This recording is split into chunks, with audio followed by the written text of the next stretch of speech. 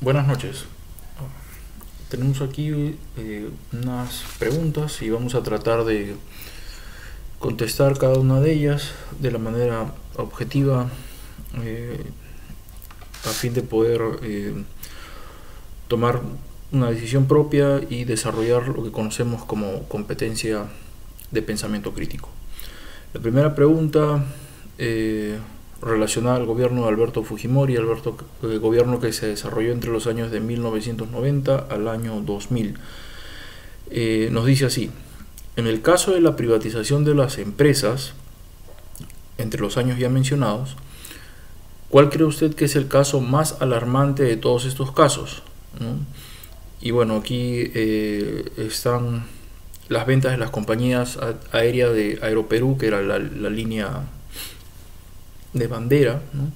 Las empresas de Cusco, las empresas eléctricas del norte, el caso de la compañía de teléfonos, ¿no? La CPT, Compañía Peruana de Teléfonos, y Entel, que era la que se encargaba de las comunicaciones a nivel nacional, Empresa Nacional de Telecomunicaciones, ¿no? Shogun Hierro Perú, empresa compañía envasadora Solgas, Puerto Matarani o Cider Perú, ¿no? Bueno, yo no veo en esto algo alarmante, ¿no? En la privatización de las empresas, ya que, por no decir todas las empresas del país, eran empresas que brindaban un servicio deficiente y en muchos casos estaban quebradas, ¿no? La pregunta continúa diciendo: si para usted existen otros casos más alarmantes que estos, habría que mencionarlos. Bueno, como ya he adelantado, no creo que haya algo de qué alarmarse. El problema con estas ventas fue sencillamente el hecho de que se remataron estas empresas, ¿no? Lo cual implica de que el Estado necesitaba hacer caja chica, ¿no? Tener un presupuesto, y no le importó en ninguno de los casos de las empresas rematadas, no le importó ponerlas en su real dimensión, ¿no? He adelantado de que eran unas empresas de un servicio deficiente, quebradas, pero sin embargo muchas de ellas se encargaban de la explotación de nuestros recursos naturales y se les pudo haber dado una mejor puesta en valor, ¿no? Lo cual no ocurrió. No se les pusieron en su valor real o el contexto adecuado, sino simplemente con este afán de querer obtener la mayor cantidad de ingresos posibles, decidieron pues al primer postor rematarlas. La segunda pregunta dice: ¿en qué quedó el caso de la empresa Petroperú e Hidrocarburos? Bueno, esta empresa todavía no se remató, creo que sería plantearlo históricamente. Esta empresa no se vendió en su totalidad, como sí ocurrió con el caso, por ejemplo, de la CPT y Entel Perú. Esta empresa hoy en día todavía es controlada por el Estado, tiene el control de la refinería de Talara. En el gobierno de Ollanta Humala se vio por conveniente, ¿no?, reflotar a esta refinería, lo cual desde mi punto de vista pues me parece un grave error, porque el Perú no es un país pues que nade en petróleo, no somos Ecuador, por citar el ejemplo más cercano, ni mucho menos Venezuela. Entonces esta empresa compite en el mercado, ¿no? Petroperú, ¿no? Sus grifos son quizás los más deficientes. Gasolina barata, sí, pero no se encuentran muchos en el mercado, ¿no? Y además tiene que competir pues con empresas de una refinería mucho más de una mejor calidad, ¿no?, como es el caso de Primax o Repsol, ¿no? Pero la empresa esta Petroperú sigue en control del Estado. Tenemos una tercera pregunta que dice: con respecto al fraude electoral, ¿este se dio solo en las elecciones generales del año 2000 o también se dio en la segunda reelección, ¿no?, la elección de 1995? Habría que recordar que para el año 1995 hubo una denuncia, ¿no?, en Huánuco, ¿no?, el famoso Huánucaso, ¿no? Pero evidentemente donde hubo un fraude mucho más escandaloso, ¿no?, fue en la elección del año 2000. Lo explico de la siguiente manera. Para 1995 Fujimori no le iba a ganar nadie, ¿no? La oposición al gobierno, que sí la había, fue como siempre aquí en Perú, ¿no?, desorganizada, sin una candidatura de consenso, ¿no? Se intentó hacer eso con una figura total y completamente ajena al país, como es Javier Pérez de Cuéllar, y este partido político improvisado que era UPP o Unión por el Perú, ¿no? Como un dato anecdótico, ¿no?, las vueltas que da la vida, ¿no? UPP nació como un movimiento cívico, como un movimiento quizás de clases medias, ¿no?, pero donde terminó compitiendo un extremista, ¿no?, en las elecciones del 2006, como fue Ollanta Humala. Entonces, repito, en el año 95 a Fujimori no le iba a ganar nadie. Había manejado muy bien sus cartas de haber derrotado, entre comillas, el terrorismo. Sí había logrado vencer a la inflación. Los niveles de inflación ya empezaban a ser cada vez más manejables. Pero se recurrió, como digo, en el caso más sonado es el de Huánuco, ¿no?, se recurrió a ciertas prácticas como toma de ánforas y cosas por el estilo. Pero donde sí evidentemente pues hubo un fraude fue en el año 2000. Las encuestas, estos flashes, ¿no?, de las 4 de la tarde, todo apuntaba a que Alejandro Toledo, que era el candidato de la oposición, iba a obtener un ajustado triunfo, y a boca de urna dieron como ganador a Alejandro Toledo, ¿no?, 48% frente a un 42% de Fujimori. Pero sin embargo a las 7 de la noche Panorama y los canales pues que eran controlados por el SIN, ¿no?, el canal 2, el canal 4, el canal 5, ¿no?, repito, controlados por el SIN, anunciaban pues una espectacular remontada de Alberto Fujimori, ¿no?, dejando pues su situación en un 49%, y esto ya eran datos oficiales, lo de las 4 de la tarde había sido boca de urna, un 49%, y mientras que el candidato opositor Alejandro Toledo regresaba pues a un 41-40%, ¿no? Fujimori estaba desesperado, ¿no?, él quería ganar en primera vuelta, ¿no? Ya en ese momento no se sabía, pero la corrupción y la podredumbre en el régimen ya estaba consolidada. Entonces, para evitar una posible investigación, ¿no?, tanto por parte del Congreso como el Ministerio Público, el Poder Judicial, tenía que ganar pues en primera vuelta, ¿no? A pesar de que estas instituciones estaban controladas por el gobierno, ¿no?, no se podía permitir, ¿no?, el lujo de ceder el control del Estado, ¿no?, a este candidato opositor que era pues Alejandro Toledo, ¿no? Entonces el fraude en el año 2000 fue más que obvio, ¿no? La cuarta pregunta nos dice: en los Vladivideos se visualiza el pago a congresistas que se convertirían en tránsfugas, corregiría yo aquí la pregunta, ¿no?, y el pago a medios de comunicación. ¿Existe otro acontecimiento aparte de los mencionados? Bueno, no, sí y no, y lo explico de esta manera. No, porque no se sabía en ese momento, hasta antes del 14 de septiembre del año 2000, cuando el tristemente célebre Fernando Popi Olivera, ¿no?, presenta este único video, ¿no?, el video donde se ve a este congresista Curi recibiendo $15,000 de parte de Vladimiro Montesinos, que no era un funcionario del Estado, era un asesor presidencial, pero que todo el mundo sabía pues que controlaba el sistema de inteligencia nacional. Entonces no se sabía esto, ¿no? Pero lo interesante es que cuando empezaron a salir esta lluvia de Vladivideos, se observa pues que hay funcionarios del Estado, militares, políticos, ¿no? Y demás personajes que desfilaron por la sala del CIN, que estaban bastante comprometidos con el régimen desde el año 97, 98. Entonces, por ahí está la respuesta al sí, ¿no? De que el régimen estaba ya podrido, ¿no? Aun cuando la población no lo supiésemos a ciencia exacta, ¿no? Se podía intuir, ya se habían hecho algunas denuncias, se pedía por ahí por el año 97, 96, 97, 98, se pedía que Montesinos pues diese la cara.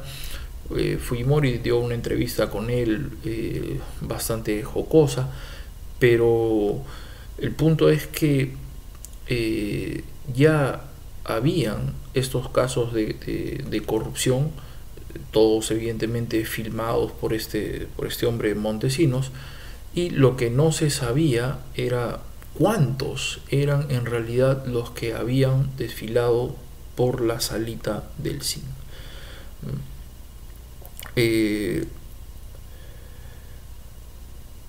Creo que el primer caso de corrupción habría que recordar pues que es la denuncia que hace la señora Susana Higuchi de Fujimori, que en ese momento era la primera dama, acerca de ropa que Japón había donado al Perú y que esta ropa pues había sido extraviada, sustraída, perdida, ¿no? Y nunca llegó a los dueños, que eran pues estas personas que necesitaban de esta ayuda por parte del Japón. Ahí está la primera denuncia de corrupción del régimen, ¿no? Esto le costó caro a la señora Higuchi, perdió el lugar que tenía en el Estado, que era primera dama, el divorcio después y la tortura y esa historia que por ahí también se conoce, ¿no? La quinta pregunta es: ¿cuál fue el primer Vladivideo y qué se visualizaba en él? Bueno, ya lo adelanté en los minutos anteriores.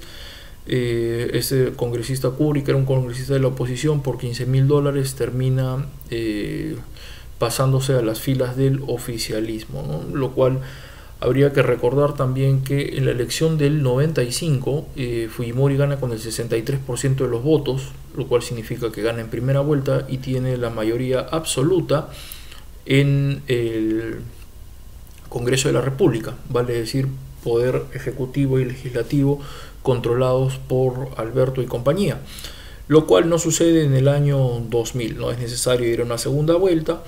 El triunfo ha sido muy ajustado, no tiene mayoría en el Congreso y por eso es que él está apremiado, ¿no?, de poder conseguir a estos congresistas llamados tránsfugas, ¿no?, que pudiesen terminar sirviendo al régimen a cambio de un plato de lentejas, ¿no?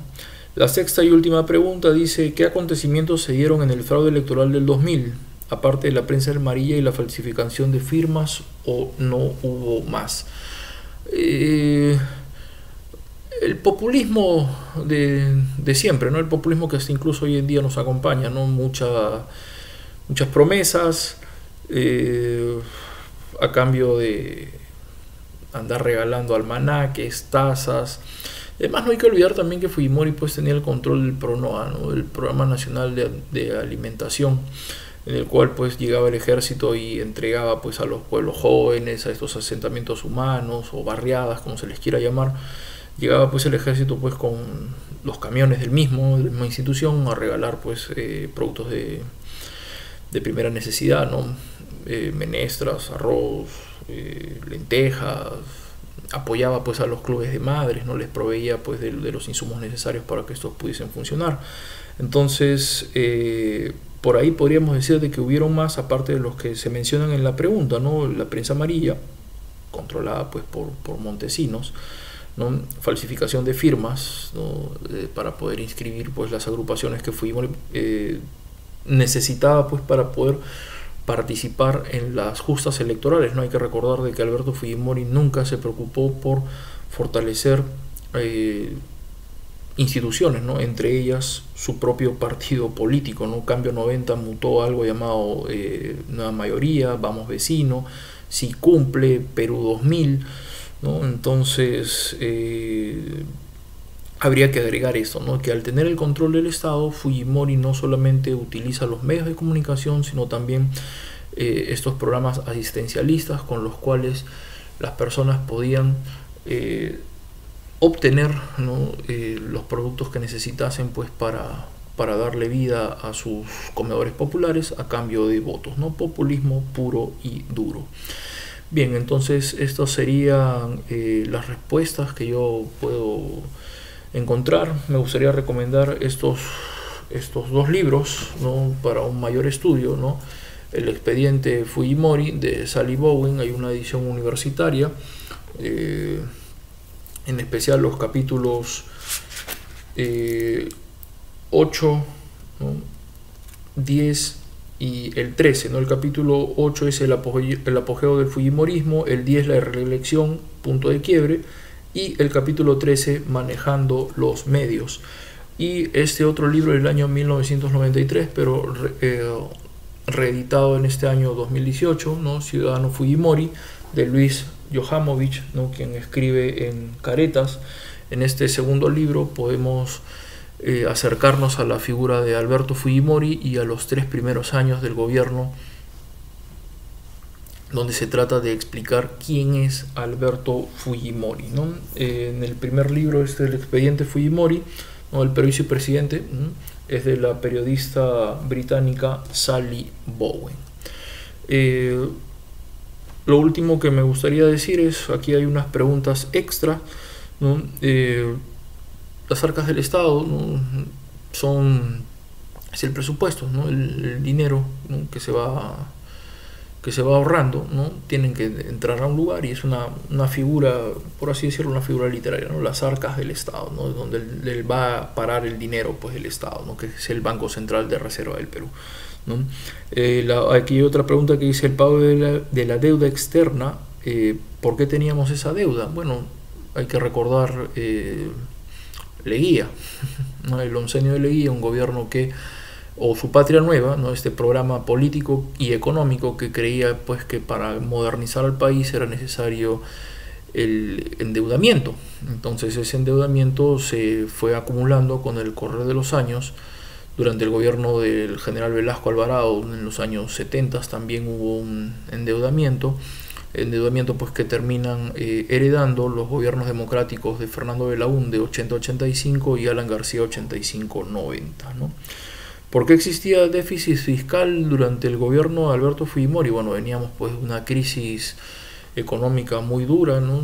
El déficit fiscal indica, pues, que siempre falta dinero para poder poner en marcha el gasto público, lo cual se traduce en obras públicas.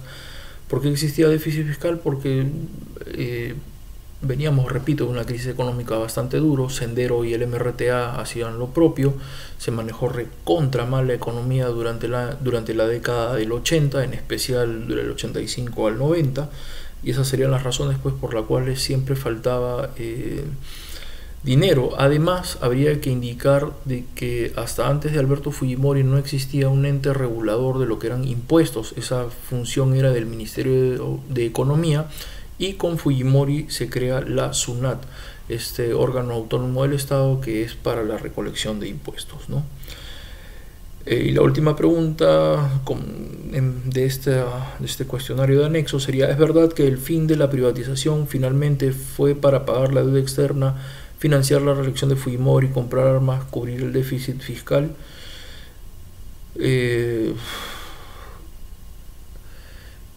Sí y no, otra vez. ¿Por qué digo no? Porque el discurso de la venta de las privatizaciones, el discurso oficial, es para cubrir el déficit fiscal, para poder tener caja chica que le permita al Estado funcionar y cubrir las necesidades básicas de los más necesitados. Porque Fujimori, una de las primeras cosas que hace es focalizar el gasto público en los sectores más necesitados, ¿no? Armar su propia clientela política, ¿no? Populista. Ahora, ¿Por qué sí? Bueno, porque el dinero pues que se vendió de las producto de la privatización de las empresas, de una manera u otra terminaron financiando la reelección de Alberto Fujimori y la compra de armas para un conflicto tan absurdo como se tuvo con el Ecuador, ¿no? Me refiero a la guerra de Tiwinza, que terminaron de una manera u otra en otro escándalo de corrupción, ¿no? Se vendieron armas a las FARC, ¿no? Pero eso ya es otro tema. Bueno, entonces eso ha sido en todo lo que yo puedo brindar como respuestas y será hasta otra oportunidad. Hasta más vernos.